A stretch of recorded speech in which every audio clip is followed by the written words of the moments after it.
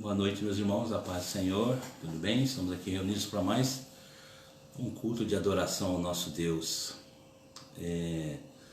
Vamos orar para dar abertura nesse culto, e nessa oração eu gostaria que os irmãos continuassem apresentando a nossa família, o meu sogro Paulo, que ele se encontra internado ainda desde o último dia 20, e para todas as famílias, né, irmãos, que nós sabemos que infelizmente esse vírus aí tem circulado o mundo inteiro e tem assim, infelizmente, pego alguns dos nossos familiares, né? Mas aprove Deus, Deus sabe de todas as coisas, né? Vamos continuar orando e o que Deus fizer está bem feito, tá bom?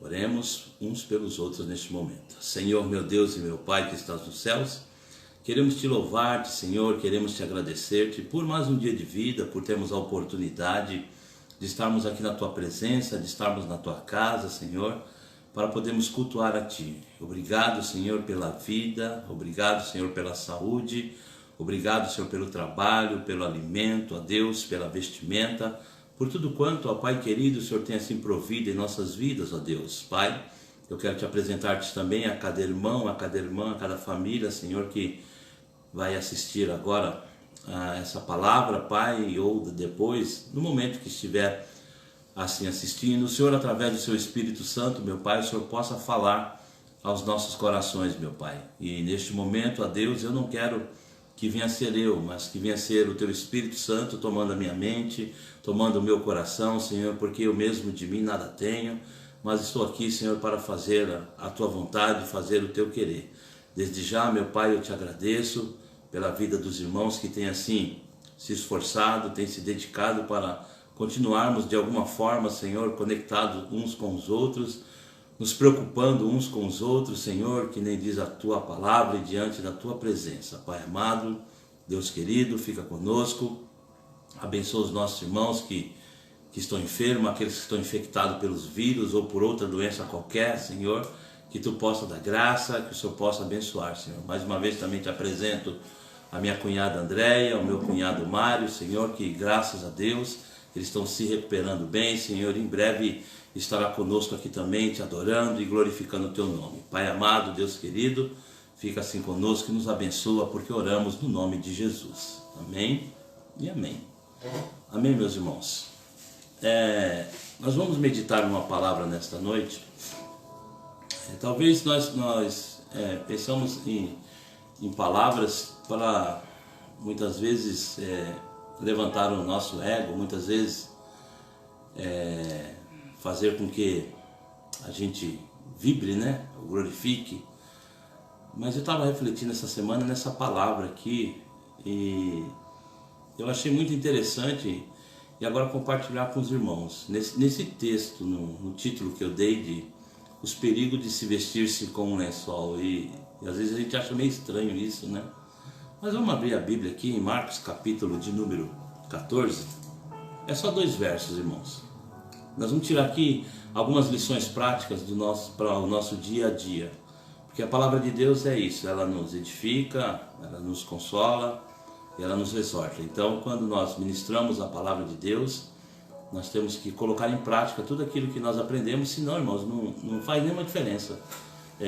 Simplesmente a gente ser ouvinte da palavra. Eu posso estar aqui fazendo milhares e milhares de lives, você pode estar em todas elas, estar conectado todo o tempo, mas se você não absorver essa palavra e não colocar em prática logo em seguida no seu dia a dia, nada vai mudar. Então eu quero que você que está aí me ouvindo, em nome de Jesus, abra o teu coração, não se distraia com nada, não se disperse, não pegue o celular e coloque do lado, né? Mas preste atenção, porque é a forma que Deus tem nesse momento de estar falando conosco, que nós venhamos nos sentir verdadeiramente como igreja, porque a partir do momento que nós nos reunimos, a partir do momento que nós nos colocamos na presença de Deus, irmãos, nós temos que sentir a presença dele, porque é algo diferente. Nós temos que trazer o sentimento que nós levamos para a igreja, quando estamos na igreja, reunidos ali como igreja do Senhor, aquele mesmo sentimento a gente tem que tentar passar, irmãos, reunidos através dos celulares, através da televisão, enfim. É por isso que é bom a gente se concentrar. Eu sei que é difícil, irmãos. Em casa, né, tem várias coisas que talvez atrapalham, mas você que tem essa possibilidade, vamos tirar esse momento para Deus. Talvez hoje acordou, fez muitas coisas, né, e talvez tenha alguns ansiosos por essa palavra, talvez tenha alguns assim que precisam, né, assim como eu, estar ouvindo essa palavra da parte de Deus. Então eu gostaria que os irmãos não desconectassem, não saíssem. Realmente vamos cultuar a Deus, realmente vamos sentir a presença de Deus. Nós precisamos disso, irmãos, porque é os últimos dias da igreja aqui na terra. Nós não podemos nos distanciar. A Deus, eu creio que Ele permitiu a mídia, a inteligência do homem, a tecnologia, para nós nos conectarmos dessa forma aqui, mas não perdemos a presença de Deus. Porque Deus tem os seus atributos, lembra que eu já falei? Onisciência, onipresença, onipotência. Então vamos usar essa onipresença de Deus para sentir a sua presença. O mesmo Deus que está aqui é o Deus que está aí com vocês agora. Amém? Então vamos ler aqui. Marcos capítulo 14, o verso 51 e 52. 2 versículos apenas. E diz assim: E um jovem o seguia, envolto em um lençol, sobre o corpo nu, e lançaram-lhe as mãos. Mas ele, largando o lençol, fugiu nu. Eu vou ler de novo. E um jovem o seguia, envolto em um lençol, sobre o corpo nu, e lançaram-lhe as mãos. Mas ele, largando o lençol, fugiu nu. É interessante, irmãos, a palavra de Deus, que quando você trabalha em cima do texto e do contexto, você consegue extrair, né, várias essências da palavra de Deus, o qual fala conosco. Então aqui, a cidade de Jerusalém, ela estava vivendo a noite mais dramática da sua história. É o contexto desse versículo aqui. Eu aprendi, irmãos, que não devemos tirar nunca um texto fora de contexto para arrumar um pretexto, né? Então a gente tem que estudar um pouquinho mais a fundo e entender a palavra. Então o contexto é aquilo que vem antes e que vem depois, né? Que nem eu estava falando, o contexto da cidade de Jerusalém, ela estava vivendo a noite mais dramática da sua história. E nas caladas da noite, as autoridades judaicas e romanas, elas estavam tramando um plano maligno com a ajuda de Judas Iscariotes para prender Jesus, para prender o carpinteiro de Nazaré, o meigo Rabi da Galileia, o Filho de Deus, o Salvador do mundo.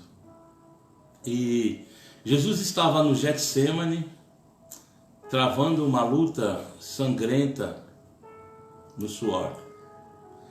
Ele ora com forte clamor, ele chora e suas gotas de suor se transformam em sangue. Os discípulos dormem, o inferno lança contra Jesus suas setas mais venenosas. Jesus geme, chora, sua sangue, mas se rende completamente à vontade do Pai e se dispõe a ir para a cruz, morrer em lugar da sua igreja. Judas aqui, ele lidera uma turma de sacerdotes e soldados que vão prender Jesus. Aí ouve-se pelas ruas o barulho, né, dos cascos dos cavalos ali, e muitas pessoas, movidas pela curiosidade, abrem as janelas, outras olham assustadas de dentro das suas casas, mas um jovem, ele não se conteve. Do jeito que ele estava ali, enrolado em um lençol, ele pulou da sua cama e se infiltrou no meio daquela turma para ver aquele dramático espetáculo, ou seja, da prisão de Jesus, do meu Jesus, do seu Jesus.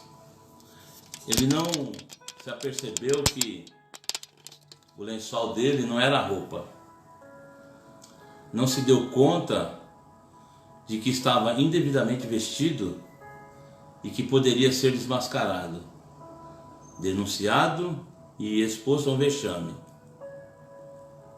E aqui nesse contexto, esse jovem ele viu como Jesus chamou Judas de amigo, viu quando Pedro sacou da espada e decepou a orelha de Malco, e como Jesus a restaurou.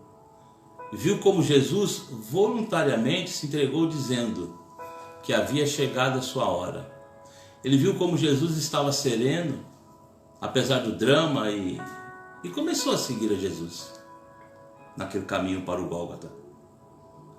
Esse jovem, ele é mais do que uma estatística na multidão. Ele é um símbolo. Ele representa aqueles seguidores ocasionais, os discípulos de plantão. Ele decidiu seguir a Jesus sem medir as consequências. Nem se apercebeu que estava apenas enrolado no lençol, sem roupas próprias. Ou seja, o alvoroço foi tanto naquela rua que naquele momento pode-se dizer que deu uma amnésia moral naquele moço. Porque a curiosidade era tanta, a pressa era tanta, então ele improvisou o que estava ali, que era o lençol, e se cobriu e foi se misturar com aquele povo na rua para ver o espetáculo. Ou seja, improvisão e inconsequência foram as misturas que fizeram daquele moço um discípulo sem compromisso. Quantas decepções e tragédias têm acontecido por causa dessa mistura? Quantos casamentos em desgraça? Quantos empreendimentos mal sucedidos? Quantas vidas destruídas? Tudo por causa de uma curiosidade mórbida, torpe e inconsequente. Mas, amados, Igreja do Senhor, esse texto aqui nós vamos extrair algumas lições práticas dele agora. Eu gostaria que você acompanhasse comigo. A primeira lição é: aqueles que se cobrem com um lençol são um símbolo dos seguidores de Jesus, mas sem compromisso. Essa é a primeira lição. Aqueles que se cobrem de um lençol são um símbolo dos seguidores de Jesus, mas sem compromisso.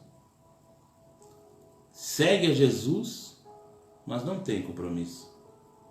A Bíblia nos mostra que o rapaz seguia Jesus e ele se tornou um discípulo casual, mas não era um verdadeiro discípulo.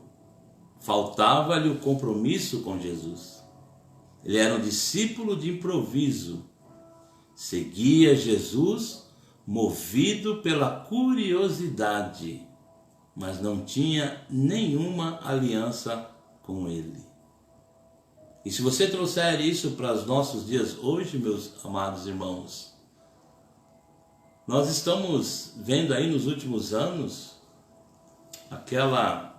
uma geração do Fica, né?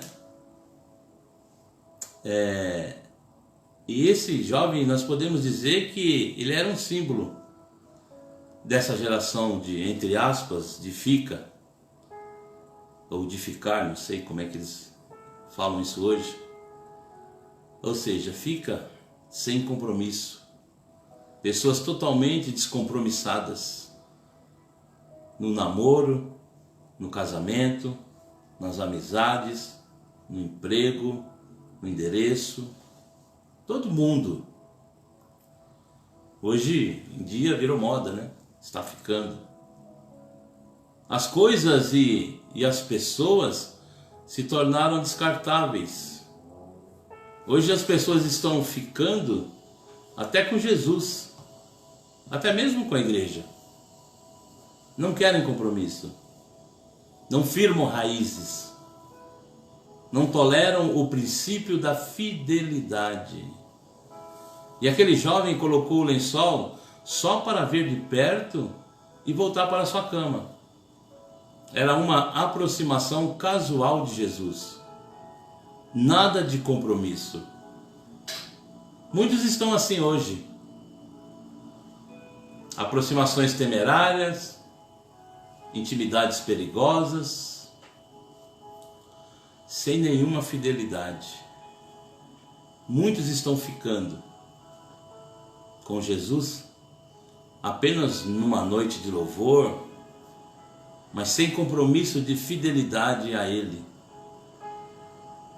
Vêm à igreja em algumas ocasiões especiais e pensam que estão fazendo isso, já está tudo certo com Deus.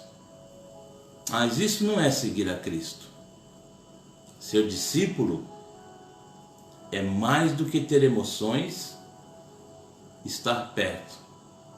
É fazer a vontade do Pai. E dentro disso, meus amados irmãos, nós vimos aqui também, podemos dizer que a síndrome do controle remoto. É interessante o controle remoto. O controle remoto ele é um instrumento de mudança. A decisão de mudar de canal está na ponta dos nossos dedos. E o controle remoto ele favorece muito o descomprometimento. Com o controle remoto, não há fidelidade a um canal. Já pararam para perceber nisso? Há um interesse por tudo e por nada. No final, tudo e nada foi visto. Essa mania do controle remoto acabou por se manifestar onde? Nos relacionamentos. As pessoas não conseguem ficar muito tempo com a mesma namorada, ou com o mesmo namorado, ou com o mesmo marido, ou com a mesma esposa, ou com o mesmo carro, ou com os mesmos amigos, ou até mesmo na mesma igreja. Hoje, os crentes dizem que Jesus satisfaz, mas eles vivem insatisfeitos. Vivem à procura de coisas místicas, ou se deliciar nos banquetes do mundo. Paulo diz que os lucros do mundo tornaram-se lixo ao comparar com a sublimidade do conhecimento de Cristo. O que mais as pessoas andam buscando, na realidade, é prosperidade, saúde, sucesso, e não intimidade com Deus. A maioria hoje das pregações falam sobre dinheiro, saúde, e pouco se fala sobre salvação. Quando as suas expectativas não são atendidas, essas pessoas abandonam a igreja, fogem de Jesus, como a multidão de João capítulo 6 e o jovem rico. O lençol, ele não tinha amarração, aquele lençol. Não tinha costura, nem um cinto sequer. Por isso ele se viu em maus lençóis, entre aspas. Compromisso, amados, é amarração, é costura, é segurança. Hoje vivemos a geração da comodidade, do menor esforço, dos consumidores de Jesus. Essa é a primeira lição prática, para nós entendermos. Compromisso. Segundo, aqueles que se cobrem com o lençol são como um símbolo daqueles que vivem a superficialidade da vida cristã. Vou repetir. Segunda lição prática, aqueles que se cobrem com o lençol são como um símbolo daqueles que vivem a superficialidade da vida cristã. O lençol aqui era a única cobertura que aquele jovem possuía. Era, portanto, um arranjo, uma proteção superficial. não havia mais nada além daquilo que era aparente. Quando arrancaram o lençol, não havia mais nada para lhe proteger a vergonha. Segurança aparente, conforto aparente, discipulado aparente, cristianismo aparente. Segundo, o lençol não é roupa. A turma do lençol está tentando mostrar que podem ser o que não são. A turma do lençol light. Tudo lhe interessa, mas tudo de forma superficial. Tudo nela torna-se estéril, leve, volátil, banal, permissivo. Não tem vida devocional consistente, não tem vida de oração regular, não tem deleite nas coisas de Deus. Aproxima-se, olha, segue, mas sem compromisso. Superficialidade que gera permissividade. Nesse estado de vida superficial, as pessoas confundem sexo com amor e se tornam moralmente frágeis e permissivas. Pessoas sem filtros morais têm dificuldade para dizer não, para discernir as coisas, para separar o precioso do vil. O importante para essas pessoas é a aparência. Outra lição, a síndrome do Simão, o mágico, lembra dele? São aqueles que misturam coisas de Deus com ilusão religiosa. Os samaritanos diziam: este homem é o poder de Deus. Simão iludiu o povo, misturava magia com o evangelho. O seu interesse era o lucro.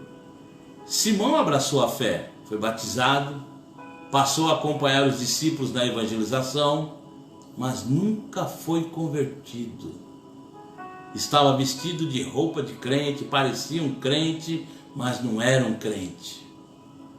A turma do lençol se impressiona com o que se vê, se deixa enredar pelos mágicos porque não está firmado na palavra. É por isso que eu digo, é a palavra que nos alimenta, que nos sustenta. Temos que estar firmado na palavra de Deus. Terceira lição que podemos aprender nessa noite, meus irmãos. Aqueles que se cobrem com lençol são um símbolo daqueles que preferem o que dá certo em lugar do que é certo. Repetindo, aqueles que se cobrem com um lençol são um símbolo daqueles que preferem o que dá certo em lugar do que é certo. O moço aqui, ele fez exatamente isso. Não era certo sair de lençol, mas naquele momento deu certo.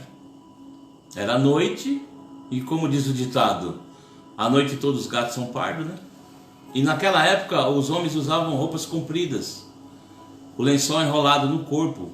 À noite parecia com uma vestimenta de qualquer homem naquele momento. A escuridão favorecia esse tipo de arranjo e jeitinho.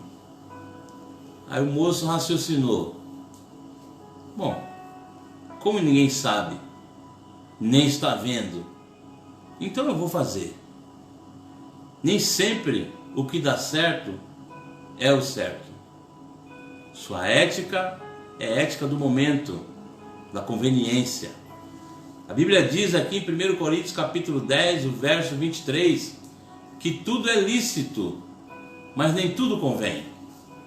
A bebida alcoólica, por exemplo, ela é legal, ela é uma coisa lícita, mas para nós cristãos, ela não convém. A pornografia está por aí, irmãos, nas bancas de jornais aí, agora na internet, na televisão, no cinema. O adultério hoje não é mais crime. O divórcio não é mais visto como algo que Deus odeia. Estamos adaptando demais a algumas coisas que dão certo no mundo. Abraão buscou um filho do seu jeito, pelo seu método, e até hoje o mundo sofre as consequências. Nem sempre o que dá certo é o certo. A turma do lençol se baseia nos princípios éticos da palavra de Deus, mas naquilo que diz a situação, a sua intuição espiritual. Cada um cria sua própria moral, o que orienta a sua vida, o que é certo ou o que dá certo, na família, nos negócios, no trabalho. E aqui há um outro equívoco com essa turma do lençol: a fé com base em resultados. Ah, deu certo com tal pessoa, então vamos fazer igual. Preste atenção, amados. A experiência de um não é a experiência de outro. Não é porque Deus fez algo em sua vida é que vai fazer igual na minha. Porque isso, irmãos, levar por essa linha de raciocínio, isso gera frustração. Então entendamos, igreja, Deus tem os seus modos e métodos de trabalhar na vida de cada pessoa de uma forma. Quantas orações nós fizemos e Deus curou pessoas, e quantas orações fizemos e Deus levou pessoas. Então, irmãos, não podemos comparar o resultado de uma bênção na vida de uma pessoa para ser igual em nossas vidas. Não é porque Deus fez algo em sua vida que vai fazer igual na minha. Isso pode gerar frustração. Por exemplo, Deus permitiu que Tiago fosse morto à espada e livrou Pedro da prisão no mesmo contexto. Deus também não poderia ter livrado Tiago? Não. Mas Deus deixou que isso acontecesse com ele. Ele livrou Pedro. Paulo, ele foi usado por Deus para curar muitas pessoas, mas ele mesmo não foi curado do espinho na carne. Uns honram a Deus pelo livramento da morte, outros honram-no pelo livramento através da morte. É Deus quem dá a vida e a tira. Outra lição que devemos aprender aqui, irmãos. Quarta lição: aqueles que se cobrem com lençol são um símbolo daqueles que querem ser diferentes, mas não fazem a diferença. Vou repetir: aqueles que se cobrem com lençol são um símbolo daqueles que querem ser diferentes, mas não fazem a diferença. Aquele jovem lá, ele foi identificado como seguidor de Jesus. Ele não estava no grupo que prendia Jesus. Então eles pensaram: ele é seguidor de Jesus. Mas quando lançaram mão dele, ele estava se cobrindo com lençol e saiu correndo nu. Na verdade, ele não era um discípulo. Era um carona da fé. E infelizmente assim tem muita gente hoje. Carregam uma Bíblia, usam camisas com frases bíblicas, mas na hora de fazer a diferença, de ser sal da terra e a luz do mundo, aí cai o lençol. E só o que se vê é uma cena de dar risada e ao mesmo tempo lamentável. Falta a essa turma do lençol conteúdo interior. Falta o fruto do Espírito. Falta a consistência. Faz do Evangelho uma piada ou transforma em cheque sem fundo. A turma do lençol é como o profeta Jonas. Eles são contraditórios. Eles dizem que temem o Deus do céu, mas estão andando na contramão da vontade de Deus. Dizem que creem em Deus, mas estão fazendo o contrário do que Deus mandou. Hoje, amados, somos quase 30% da população evangélica, mas fazemos pouca diferença. As pessoas mudam da igreja, mas não mudam de vida. Aprende a dar glória a Deus na igreja, mas às vezes não aprende a falar a verdade. no trabalho, na escola, na faculdade. Isso é muito triste, irmãos. Mas que hoje Deus venha falar conosco através do seu Espírito Santo. Mas uma lição para nós aprendermos aqui: aqueles que se cobrem com o lençol são um símbolo daqueles que estão desprovidos de poder quando precisam se defender. Vou repetir. Aqueles que se cobrem com um lençol são um símbolo daqueles que estão desprovidos de poder quando precisam se defender. Aquele jovem, ele precisou se defender quando ele foi atacado. Ele precisou usar as mãos, mas eram as suas mãos que faziam com que o lençol ficasse no seu corpo. Ele estava segurando o lençol no seu corpo. E ao liberar as mãos ali, o lençol caiu. Ele ficou vulnerável, ele ficou exposto, ficou desprotegido. Ele ficou nu. Nós lemos aqui. O inimigo agarrou o lençol ali, a única coisa que lhe cobria. Ficou nu, fugiu nu. Que vergonha. Às vezes ficamos em situações delicadas quando o inimigo nos ataca e agarra na nossa máscara, que é a única coisa que nos protegia. Quantas pessoas, irmãos, infelizmente, andam, né, de máscara? Não é essa que a gente tem que usar hoje, né? Os irmãos bem entenderam. Então, Pedro também usava um lençol. Não um lençol que cobria o corpo, mas o que cobria a sua alma.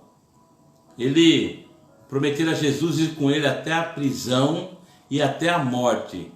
Julga-se mais fiel e mais corajoso que os demais discípulos. Sua valentia transforma-se em consumada covardia. Agora está seguindo Jesus de longe e negando a Jesus na casa do sumo sacerdote. Os inimigos arrancaram a máscara de Pedro e revelaram toda a sua fraqueza. As máscaras não são seguras, elas podem cair nas horas mais impróprias.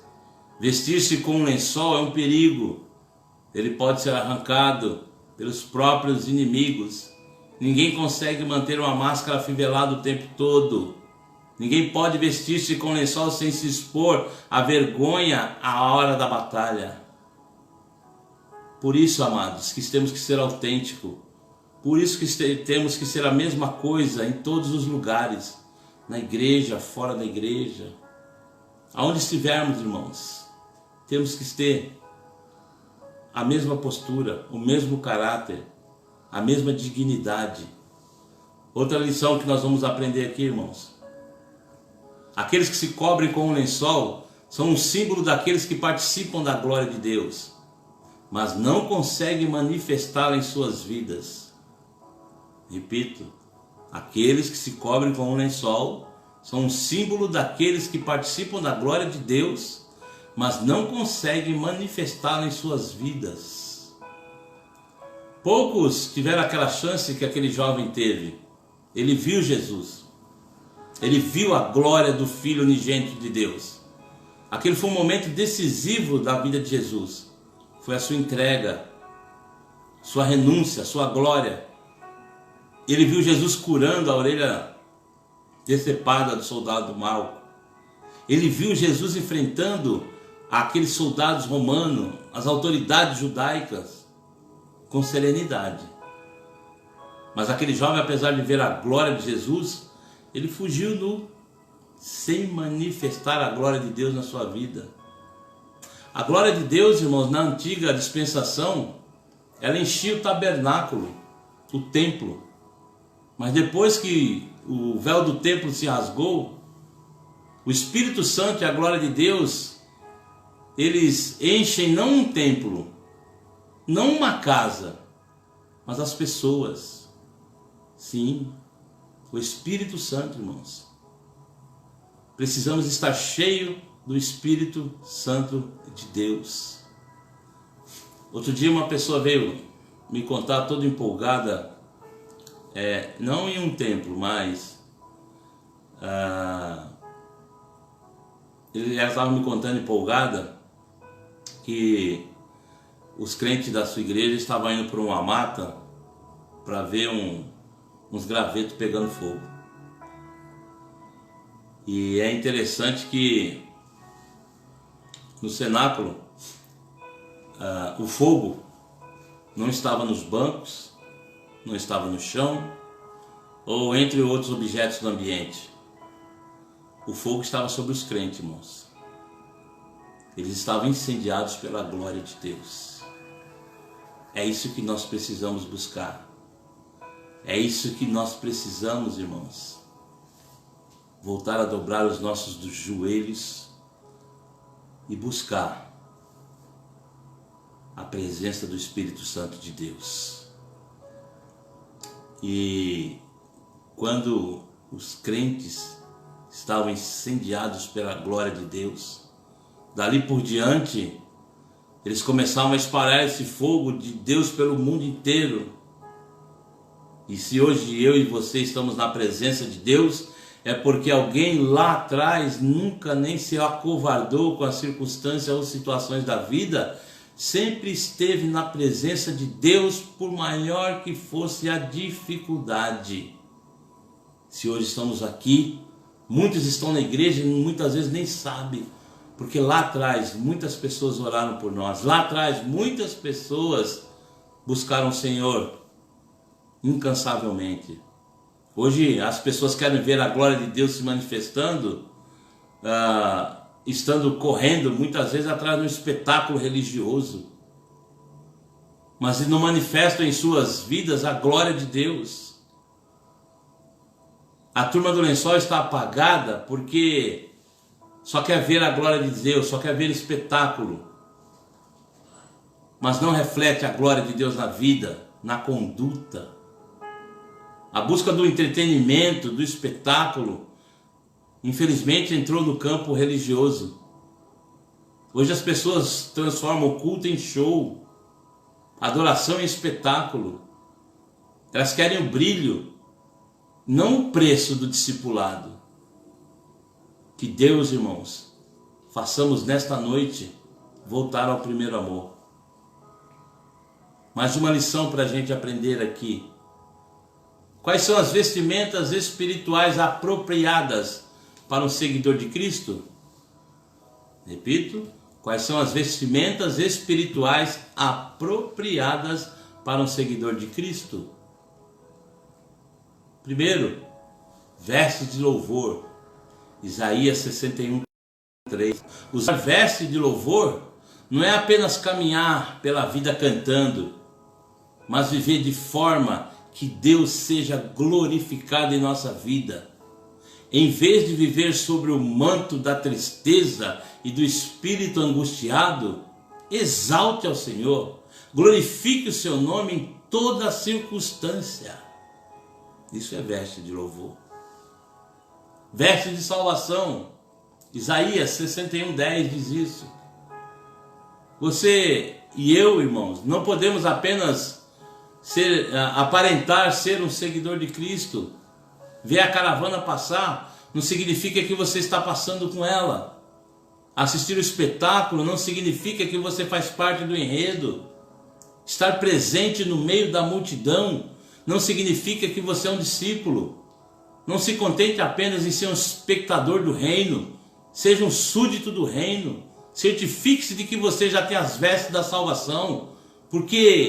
Pois quem não as tiver será lançado fora no dia do Senhor. Veste de salvação. E vestiduras brancas, irmãos. Apocalipse 7:19. As vestes brancas dos remidos fala da justiça de Cristo imputada a nós. A nossa justiça aos olhos de Deus não passa de trapos de imundícia, mas Cristo tira os nossos farrapos imundos e nos veste com a sua justiça. Deus olha para nós e vê toda a justiça do Filho nos cobrindo. Por isso, não há mais condenação para aqueles que estão em Cristo Jesus. E para nós concluirmos, irmãos,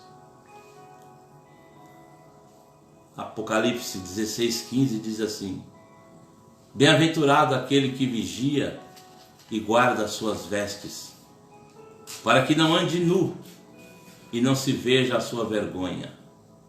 E 1 João 2,28 diz: filhinhos, agora pois, permanecei nele, para que, quando ele se manifestar, tenhamos confiança e dele não nos afastemos envergonhados na sua vinda. Amém? Que Deus abençoe os irmãos e que venhamos nesta noite colocar em prática essas lições que nós aprendemos aqui, irmãos. E eu creio que isto fará muita diferença em nossas vidas, na minha vida e na sua vida. Tem aqui alguns pedidos de oração. Vamos orar aqui pelo Marcelo, filho da irmã Alice. Vamos orar pelo meu sogro, que nós já começamos a orar nesse culto nesta noite. Pelo Mário Perandé, que nós oramos. O meu amigo Marcos Paz e a sua mãe, eles estão também com Covid-19. E os demais irmãos e irmãs que estão nos ouvindo nesta noite. Amém? Oremos. Senhor, meu Deus e meu Pai que estás nos céus, Jesus querido, obrigado pela tua palavra, obrigado, Senhor, pelo teu Espírito Santo, por ter falado conosco segundo a tua vontade, segundo o teu querer, ó Pai. Deus, eu quero que o Senhor, através desse clamor, vá de encontro às pessoas que realmente precisam, ó Pai, e que o Senhor nos guarde diante da tua presença sobre esse vírus, Pai, que tenha sido uma forma tremenda assolar do mundo, Senhor. Eu quero te apresentar aqui o Marcelo, Senhor, que tu sabes a necessidade daquele jovem. Meu Pai querido, entra na vida dele, Senhor, transforma, Senhor, resgata, Pai querido, para a glória do teu nome. Também te apresento as pessoas, Senhor, que estão internadas, o Senhor Paulo, Senhor, como as demais pessoas que estão ali naquele hospital, nos demais hospitais internados, Senhor, que o Senhor venha guardá-los, ó Deus, diante da sua presença, os profissionais também, médicos, enfermeiros, que estão nessa luta diária, Senhor, 24 horas por dia, Senhor, através dessa doença aí, alguns são curados, outros são levados, mas aprove o Senhor fazer segundo a tua vontade, Pai. Te apresento também o Mário, a Andréia, o Marcos Paz, Senhor, a sua mãe também, ó Pai, que estão assim, acometido dessa enfermidade, mas eu creio, Deus, que tu é poderoso, Pai. Eu te peço em nome de Jesus que continue guardando a nossa família, continue guardando, Senhor amado, aqueles que assim temem a ti, ó Pai, diante da tua presença. Pai querido, fica conosco, nos dê assim, meu Pai querido, um término de final de semana abençoado na tua presença. É por isso que eu te peço e desde já crendo te agradeço, porque nós oramos no nome de Jesus. Estenda suas mãos para cá. Que o amor de Deus, a graça do nosso Senhor e Salvador Jesus Cristo, a comunhão e a doce consolação do Espírito Santo de Deus esteja com você e a sua família. Todos dizem amém. Deus abençoe, irmãos.